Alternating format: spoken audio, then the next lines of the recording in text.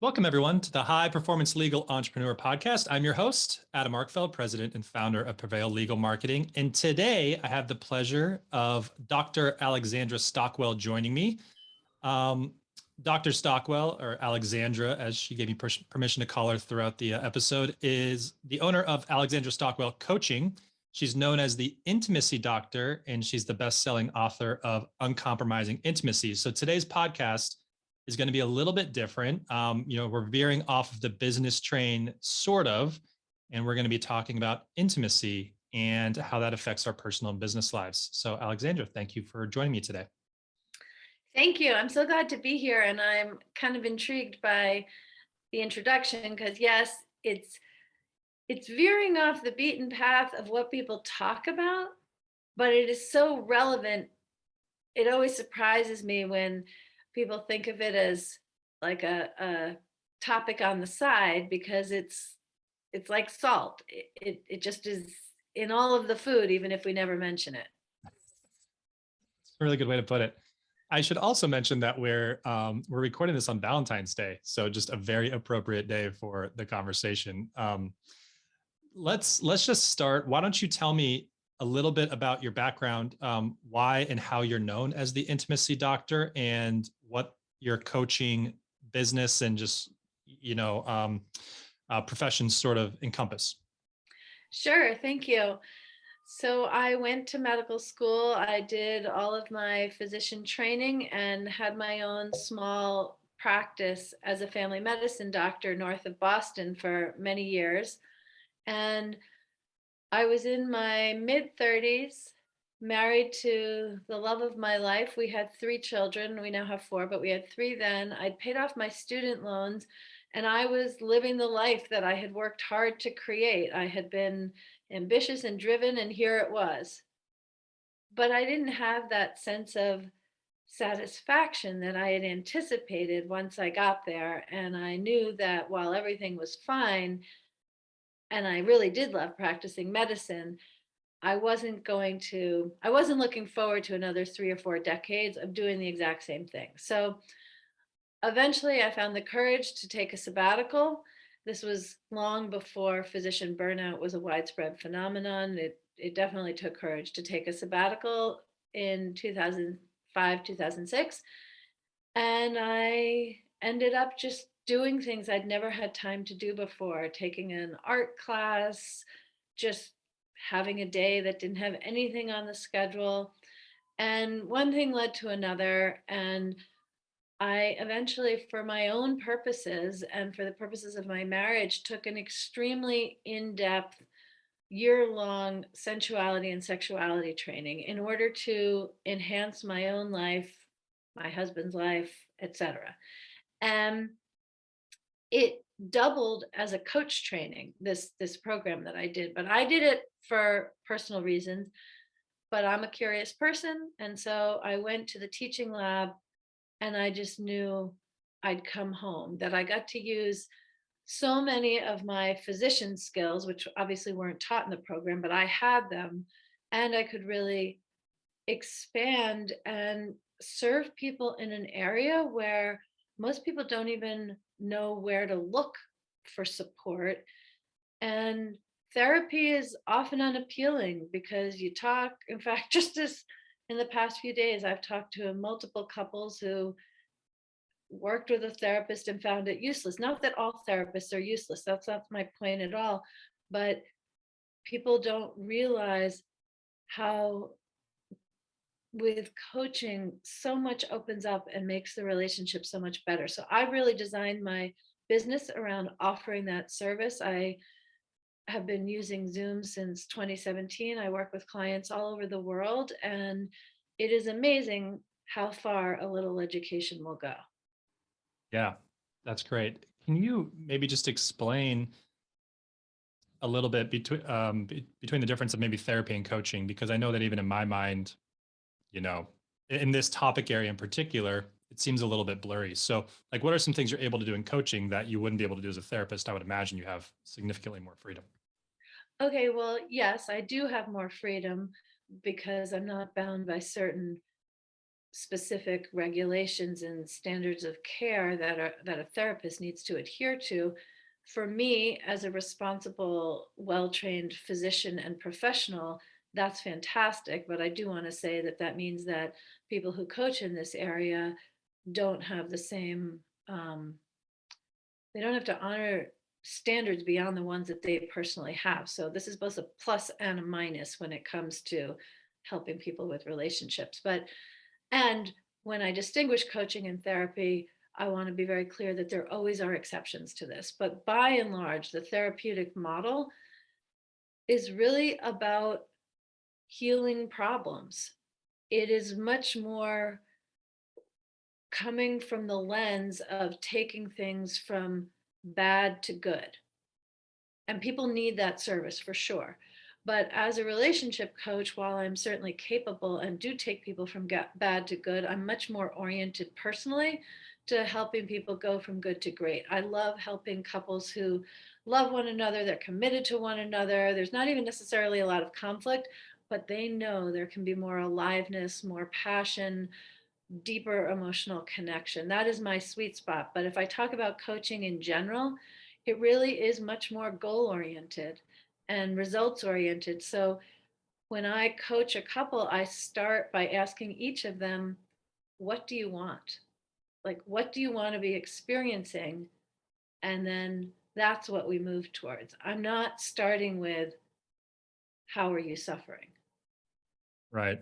Yeah, it sounds like, I mean, so based on what you described, it sounds like maybe people are having real marital difficulties, at least as far as you're concerned, therapy might be kind of like a foundation for your work is more about, the marriage isn't in trouble. They're just looking to go to the next step. And along those lines, can you paint a picture, if someone's, kind of driving and they're listening to this podcast, what does a good relationship look like before it goes to great? Like, what are some signs that a relationship is in the good category? I've been interviewed on, I don't know, at least 200 podcasts, and no one has asked that question. And I really love it. I think it's a brilliant question. So, one thing is that I really see that each relationship is different.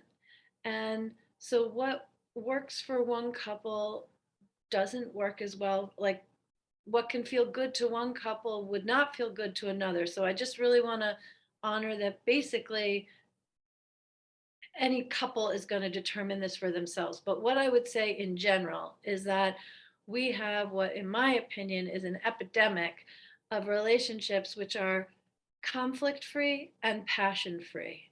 And that's what I would put in the good category. It's like there's nothing wrong, things are stable.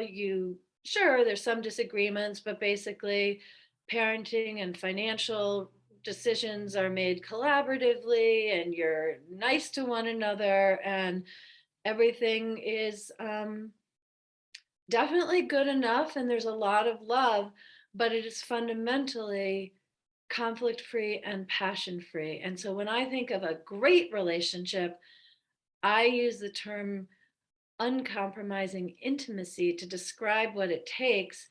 And I'll explain that a little bit because far and away, the most common relationship advice that is given is, if you want a great marriage, you have to learn to compromise. Compromise is the name of the game.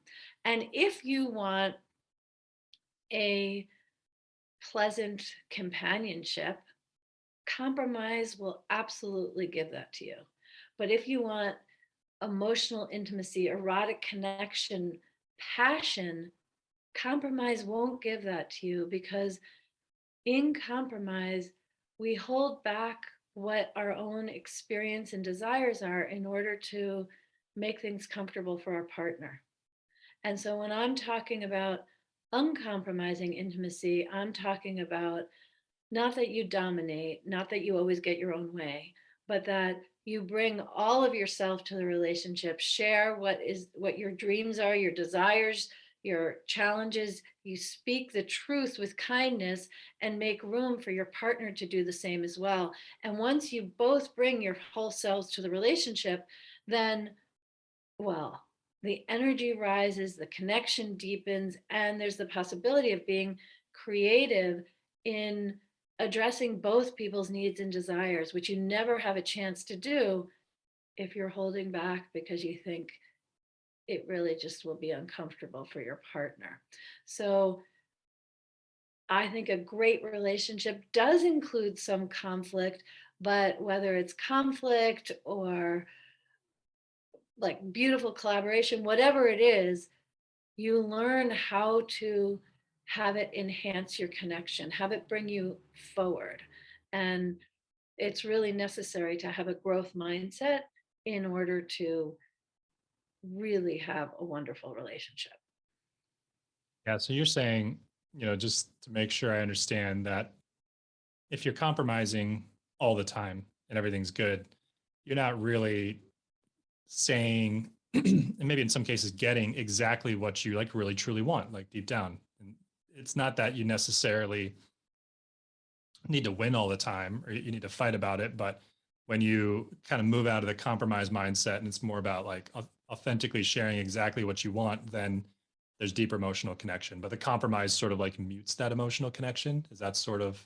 Exactly. That's exactly what it is. And it, that muting of it works in day-to-day life, but if we don't as human beings have some magical switch that gets flipped, if we're muting ourselves, if we're kind of like getting out of the way of what might be unpleasant for our partner, and so holding ourselves back in day-to-day interactions, there's not a switch that we can flip in order to be self-expressed and present and all the way participating when we're having a more intimate moment in the bedroom.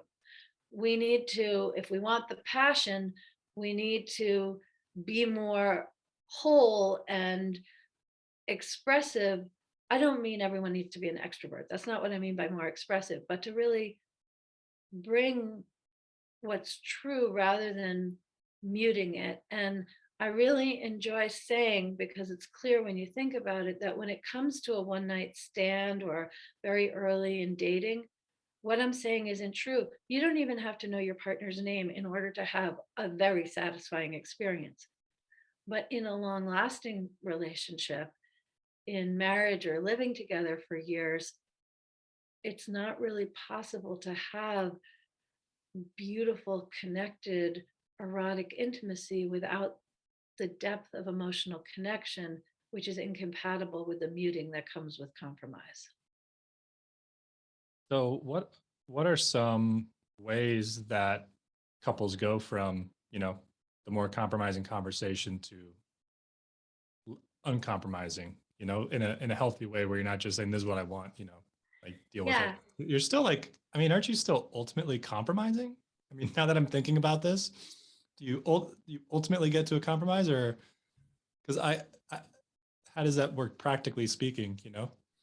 Okay. Well, no, I don't think you ultimately compromise. It really depends what the issue is. So there are all kinds of low level things that people compromise on, and it just becomes a habit. Like maybe a couple, she really loves Thai food, and he just wants to have Italian American.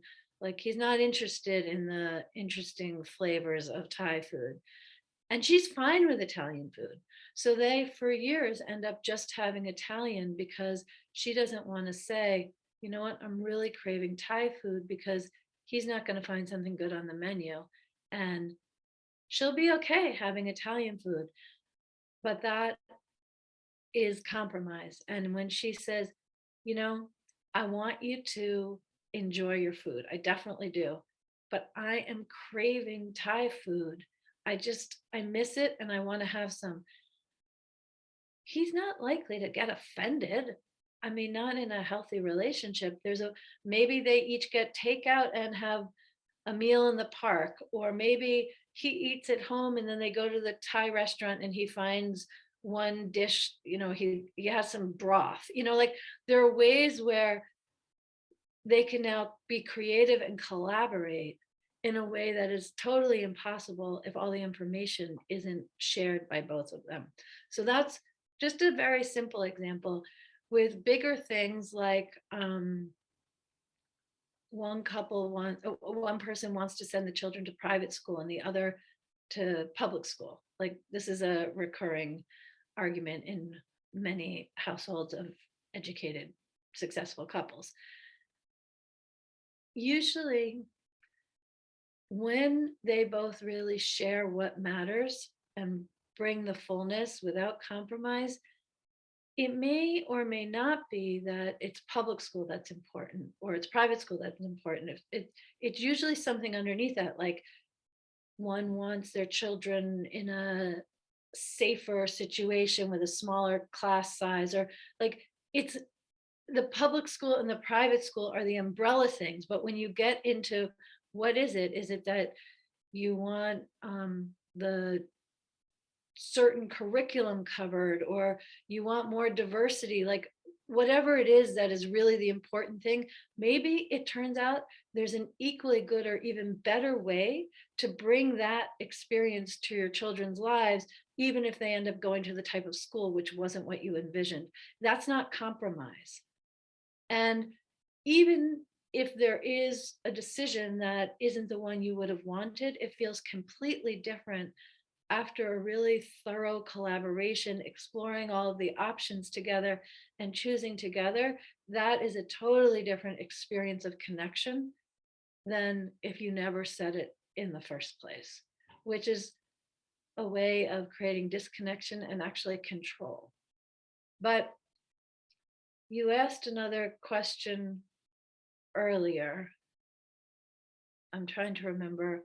I don't remember. But Okay, it was a really good question, but we'll have to let it go. that's okay. Yeah. I mean, what I was thinking is it's like, it almost feels like curiosity is like what's coming to mind. Like, you could have the Yes, entire actually, conversation. that reminds me of the question. You Okay. said, okay, what is something people can do? You're giving me both. You gave me the question earlier, now you're giving me the answer. Because pivoting from a relationship flavored with compromise to uncompromising intimacy is not necessarily that dramatic or time intensive or challenging to do. There are 6 essential keys to a relationship of uncompromising intimacy. And the first one is to cultivate curiosity. There are these incredible statistics that couples typically speak for something about something other than logistics and children for less than 4 minutes a day. And we understand why that is, any of us with kids and pets and bills to pay and so forth. But if you think of the toll that takes on the relationship, it's real. And the other thing is that if you think of the experience of being in love, it is one that is defined by curiosity. You want to know everything. Like, how did you get that scar? And what did you want to be when you grew up? And just what do you daydream about? And which vegetables did you like when you were a kid? Like, we just have a million questions of all layers of importance. And then we feel safe, we feel secure, there's a stability in the relationship, which is really beautiful. But with that, we become less curious, we become more comfortable. We know what our partner is likely to order from the restaurant and we don't ask. And same thing with other more important internal experiences. And so, really, one of the very first things to do, which can have a remarkable impact, is to cultivate curiosity and ask open-ended questions. And depending on what it is you actually want to know about your partner, it can be whimsical, it can be serious, it can be sexual, it can be spiritual. I enjoy encouraging couples just to start with, if you could have dinner with any celebrity, live or dead, who would it be and what would you want to talk about?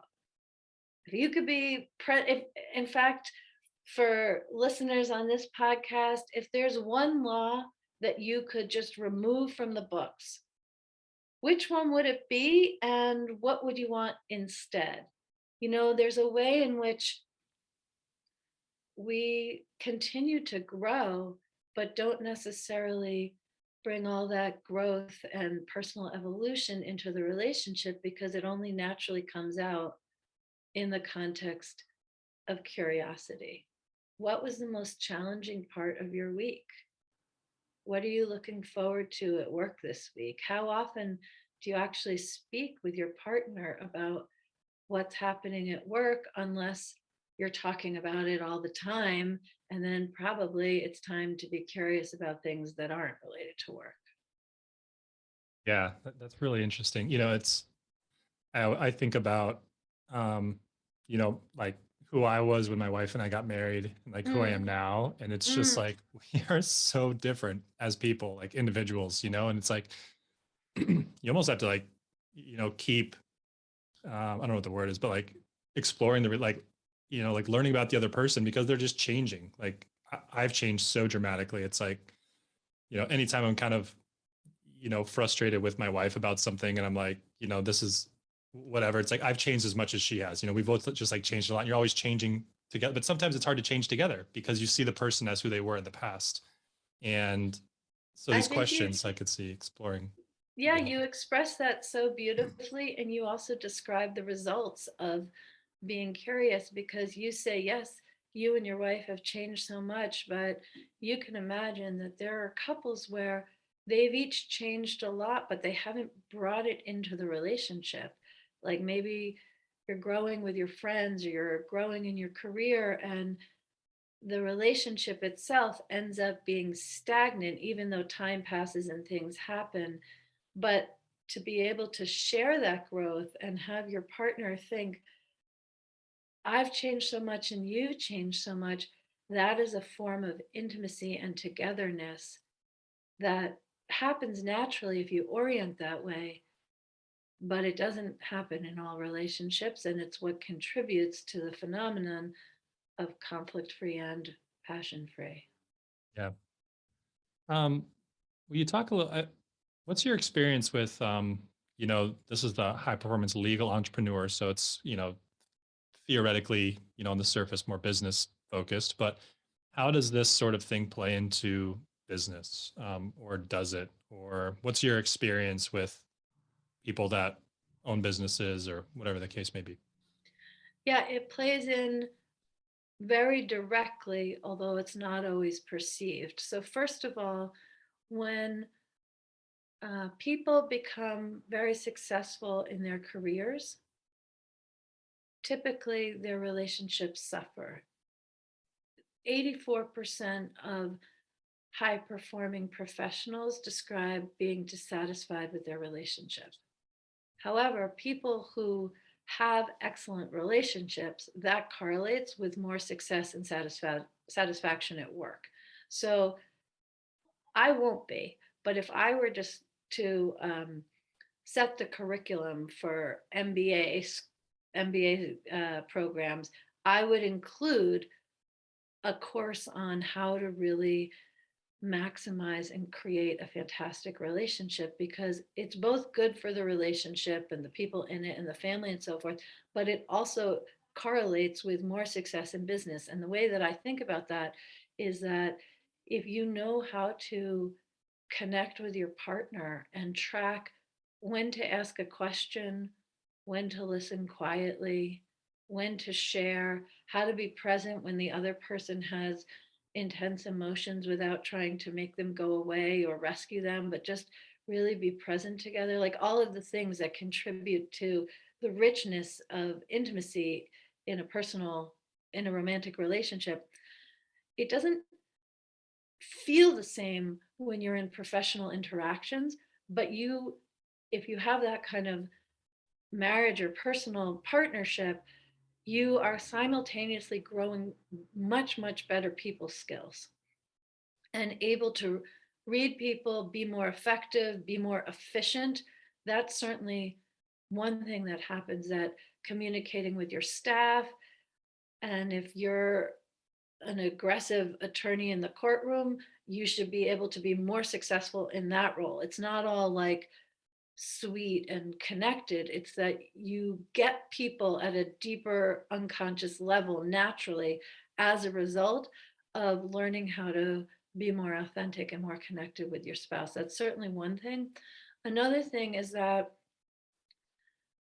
couples who have fantastic relationships are much more individually confident and willing to take risks professionally. It's a completely different thing to attempt a new business venture when you're coming home to someone who doesn't care or is critical or kind of inadvertently looks down on you, doesn't see your potential.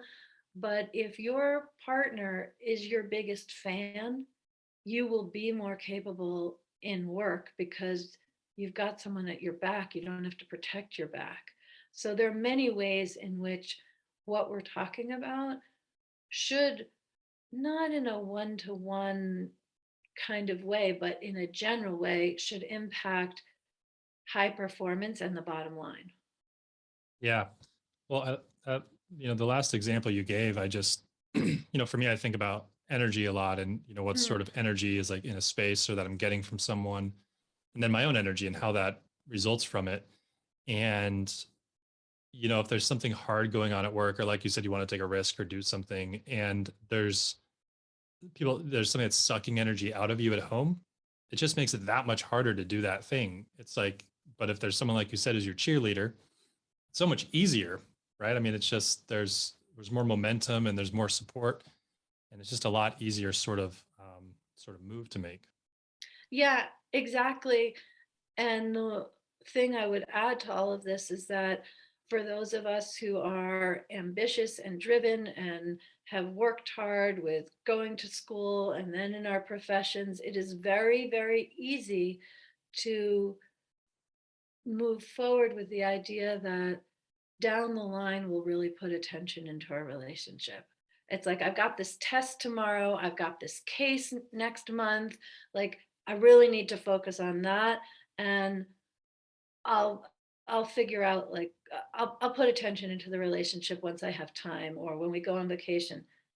That is completely dysfunctional. It might work for a particular weekend or for a particular finite phase, but as a general approach, most likely that relationship is not going to be there 20 years later once you now have the security and the wherewithal at work to really dive in. That has been creating a lot of hurt and a lot of disconnection, and repairing something like that is really not very easy. It really, um, it's not an effective mode. Yeah. Well, yeah, on the personal development sort of category, it's like, especially I consider myself like a type A or like high achiever. It's like you have all these things to focus on. It's like your body and your health, and then your relationship and your business and maybe spirituality. And I've historically been business first because that's like how I am successful. That's like, that's where Right, right. that's like my ego. But it has definitely affected my relationship.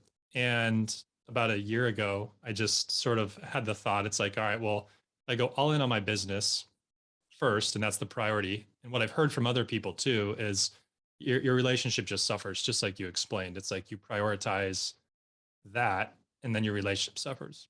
But if you go all in on your relationship, then your business like almost never suffers from going all in on your relationship. It's just like you never hear anyone saying like, God, I have like this really amazing marriage and my business like crumbled. It's just like it doesn't work that way. So But it why? can feel like it will. It Yeah. really can. I want to express understanding for that. Like, logically, what you're saying, it's so clean, but emotionally, it doesn't feel that way. And one of the reasons it doesn't feel that way is that for anyone who's type A, high performing, we know how to identify a problem and what to do to solve it. We know what resources to contact. Like, we know how to make a plan and just make things right and successful. And if not, we know exactly what to learn for the next time so it can still feel like progress. But when it comes to relationships, it's not that way. And it can be very disorienting for someone who's analytical and ambitious to realize that all the usual skills that lead to success and competence aren't really helpful when you're in a really complicated time with your partner, because relationships don't follow those same rules. And so when I coach someone who's high performing, one of the very first things is for them to be willing to be uncertain. It's not just about beginner's mind, because beginner's mind implies that you're going to start and then you're going to learn and you're going to make progress and you still get to use all those usual skills. When it comes to relationships, we have to be open to things that don't make sense and can feel uncertain. And I don't think someone needs to sit in that for too long, but it can be the thing that holds people back from really going all in on their relationship in the beautiful way you expressed it. What's what do you like? What's an example of that? What do you mean by being uncertain? I'm having a hard time sort of Oh, okay. understanding what that might mean Okay, well that's for someone because like me who's a high performing. okay, well that's because you don't hear as I do, like this is one scenario. That's a typical scenario in a heteronormative couple where he is smart, he's willing to change, he just can't figure out what to do that's going to work for her. And so he needs to be willing to let go of like bullet pointing the issues and deciding what to tackle first. Like, for example, I was speaking recently with a man who he's a civil engineer, and he's used to identifying the problem, being clear, like you can imagine, he's a civil engineer. And so he thought his wife has been clear she wants more affection. And so he he understands that, so he started giving her more hugs and kisses, and she is repulsed and turns away, and it's just worse than if he had never done that. That is an example where he needs to, I'm calling it uncertain because he needs to really believe that she was sincere, that she wants more affection. He needs to believe that he wants to give it, but he's totally uncertain how to touch her in a way that she's going to enjoy and she says she's yearning for. And he feels like he has tried everything. He has like come slowly across the room so she knows that he's coming. He's surprised her. He's given her a light kiss. He's given her a more intense kiss. Like he's just feeling crumpled and incompetent because he gets the desire, but he doesn't know how to get to something certain. He doesn't know how to find solid ground in honoring her desire. Now, that might sound a little extreme to some listeners, and others are going to be like, I know exactly what she's talking about. And so, I mean, that's really interesting. Like when someone finds themselves in a situation like that, um, yeah, I'm thinking about myself, and it's like my wife and I are sort of arguing, and like we're mentally disconnected. Like, I there's like a mental disconnect. It's like I don't want anything like physical things. Physical connection to me is just like not a thing. It's like no, like if, and so I don't know, in situations that you're describing like that, is there a mental disconnection that's then filtering into the physical piece that, he thinks it's physical and for her it's like mental? Yes, Hmm. but people don't typically have a depth of understanding with that. I have to say that I learned it in the opposite direction very early in my coaching career when I worked with a couple where um, they were both physicians and they loved one another. Things were stable. They were on track with their fiscal goals. They had 3 children in elementary, middle, and high school, and they hadn't had sex in 9 months. And so they reached out to me wanting help in reigniting that. And when I met them, I was clear that the first thing was like they and I needed to trust one another, because these are people who aren't used to talking about their problems. It's different when someone's on the verge of divorce, suddenly all this stuff comes out, but not when things are stable. And they also needed to rebuild emotional rapport with one another in order to be able to discuss and explore the necessary things. And so I think we met probably 3 or 4 sessions, and I felt like they were really reconnected emotionally. And so I was like, okay, let's start talking about what's happening in the bedroom. And they just smiled, and she's like, we're all set. We never even needed to discuss sex at all, because what really needed repair was the emotional connection. You're calling it the mental connection, but we're referring to the same thing.